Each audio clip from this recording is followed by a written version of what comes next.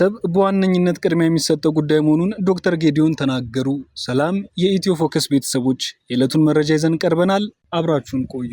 ኤርትራ በኢትዮጵያ ሉዓላዊነትና የግዛት አንድነት ላይ የምትፈጽማቸው ጥሰቶችን በተመለከተ የፌዴራል መንግስት የያዘው እርምጃ ከመውሰድ የመታቀብ አካሄድ ሁሌም የሚቀጥልና ገደብ የለሽ ተደርጎ መወሰድ እንደሌለበት የውጭ ጉዳይ ሚኒስትር ዶክተር ጌዲዮን ጢሞቴዎስ ተናገሩ።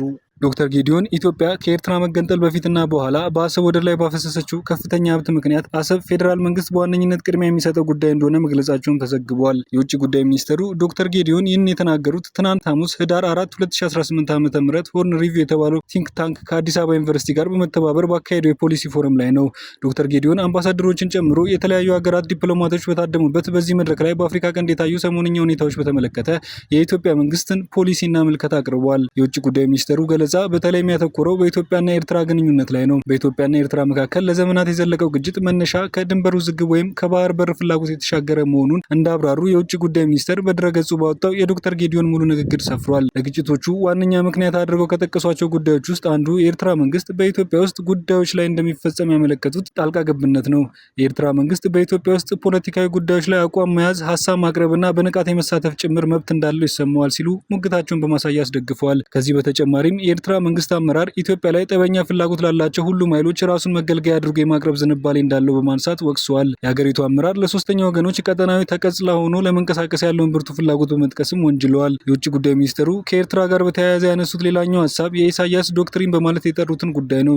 ይህ ዶክትሪን የኤርትራ ራሷን በራሷ የምታስተዳድር ሀገር ሆኖ የመቀጠል ጉዳይ በኢትዮጵያ የጸጥታ መደፍረስ፣ መከፋፈልና ለመረጋጋት ላይ እንደሚመሰረት ያስባል ብለዋል። በዶክተር ጌዲዮን ገለጻ መሰረት ይህ ዶክትሪን ኤርትራን በኢትዮጵያ ላይ ተቀጽላ አድርጎ ለመጠቀም ከሚፈልጉ አካላት የመነጨ ነው። ኤርትራ በኢትዮጵያ ሉዓላዊነትና የግዛት አንድነት ላይ ከፍተኛ ትንኮሳና ጥሰት መፈጸሟን ለታዳሚዎች ተናግረዋል። በአሁኑ ወቅት የኤርትራ ወታደሮች በሰሜን ኢትዮጵያ የሚገኙ በርካታ የአካባቢ አስተዳደር ክፍሎችን ተቆጣጥረው ይገኛሉ ያሉት የውጭ ጉዳይ ሚኒስትሩ እነዚህም ቦታዎች ሙሉ በሙሉ በኢትዮጵያ ሉዓላዊ ግዛት ውስጥ የሚወድቁ መሆናቸውን ገልጸዋል። በተጨማሪም የኤርትራ መንግስት በመንግስት ላይ መሳሪያ ላነሱ ቡድኖች የቁሳቁስ ድጋፍ በማቅረብ በኢትዮጵያ ውስጣዊ ጉዳይ ጣልቃ እየገባ መሆኑን በማንሳት ወንጅለዋል። ዶክተር ጌዲዮን እነዚህ የአስመራ መንግስት እንቅስቃሴዎች ኢትዮጵያ ራሷን የመከላከል ህጋዊ መብቷን ለማስከበር በቂ መሰረት እንደሆኑ ተናግረዋል። ይህም ቢሆን ግን መንግስት በጉዳዩ ላይ እርምጃ ከመውሰድ እንደታቀበ አክለዋል። ኢትዮጵያ በሉዓላዊነቷና በግዛት አንድነቷ ላይ ከፍተኛ ትንኮሳና ጥሰት እየተፈጸመባት ቢሆንም ራሷን የመከላከል ህጋዊ መብቷን ተግባራዊ ከማድረግ በመታቀብ ላይ ነች ሲሉ መንግስት ወስዶታል ያሉትን አቋም አብራርተዋል። ይህን የአጸፋ ምላሽ ከመስጠት የመታቀብ አቋም ሁሌም የሚቀጥልና ገደብ የለሽ ተደርጎ መወሰድ እንደሌለበት አሳስበዋል። ኢትዮጵያ መንግስት በዚህ ፖሊሲ የሚጸናው እስከሚችለው ድረስ ብቻ መሆኑን አስገንዝበዋል። የቀጠለው የኤርትራ ጠብጫሪነትና ትንኮሳ ከዚህ በላይ መታቀብን ይበልጥ አስቸጋሪ እያደረገ ነው ብለዋል። የውጭ ጉዳይ ሚኒስትሩ በትናንትናው መድረክ ላይ ስለ ኢትዮጵያ የባህር በር የማግኘት ፍላጎት እንዳነሱም የመስሪያ ቤታቸው መረጃ ያሳያል።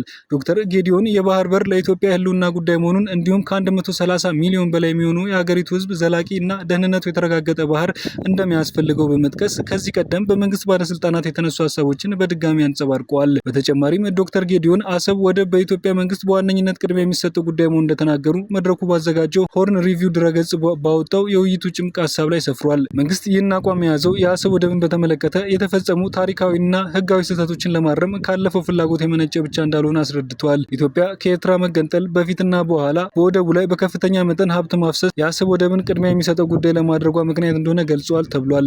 ኢትዮጵያ አስገዳጅ ኢኮኖሚያዊ ሁኔታዎች፣ ዴሞግራፊያዊ እውነታዎችና ታሪካዊ ሁኔታዎች የተነሳ መንግስት የሚያነሳው የባህር በር ፍላጎት ፍትሃዊ፣ ምክንያታዊና ቅቡልነት ያለው እንደሆነ አስምሮበታል።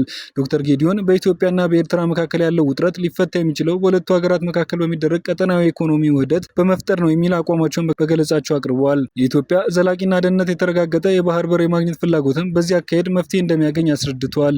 ኢትዮጵያ የአሰብ ወደብን በዘላቂነትና ደህንነቱ በተጠበቀ መልኩ ለማግኘት የሚያስችላትን ሌሎች አማራጭ መንገዶችን ለመመልከት ዝግጁ መሆኗን ተናግረዋል። ይህ አይነቱ አማራጭ የኢትዮጵያን የረዥም ጊዜ ፍላጎት የሚያሟላና ለኤርትራም ጠቃሚ እንደሚሆን አክለዋል። በኢትዮጵያና ኤርትራ መካከል የሚታየውን መካረር ለመፍታት የሚደረግ የዲፕሎማሲ ስራ የሚከሽፍ ሆኖ ከሆነ ቀጣዩ እርምጃ ምን ሊሆን እንደሚችል ለውጭ ጉዳይ ሚኒስትሩ ጥያቄ እንደቀረበላቸው የሆርን ሪቪው መረጃ አመልክቷል። ዶክተር ጌዲዮን ለዚህ ጥያቄ በሰጡት ምላሽ የኢትዮጵያ መንግስት በማንኛውም መንገድ ጦርነትን ለማስወገድ ቁርጠኛ መሆኑን በአጽንኦት እንዳነሱ ተጠቅሷል። የውጭ ጉዳይ ሚኒስትሩ ማብራሪያቸውን ባቀረቡበት ጊዜ መላው የአፍሪካ ቀንድ ቀጠና ካለበት ደካማ ሁኔታ አንጻር ሌላ ዙር ጦርነት አውዳሚ ይሆናል ብለዋል። የኢትዮጵያ መንግስት ለኤርትራ የአጸፋ ምላሽ ከመስጠት የተቆጠበውም ከዚህ የተነሳ እንደሆነ ተናግረዋል። የኢትዮጵያ መንግስት የሁለቱ ሀገራት የወደፊት ዕጣ ፈንታ ለመቀየር ለሚደረግ ንግግር ዝግጁ መሆኑን የገለጹት ዶክተር ጌዲዮን ዓለም አቀፍ ማህበረሰብም በኤርትራ ላይ ተጽዕኖ እንዲያደርግ ጠይቀዋል። የዕለቱ መረጃ ይህን ይመስል ነበር። ላይክ፣ ሼር፣ ሰብስክራይብ በማድረግ ቤተሰብ ይሁኑ።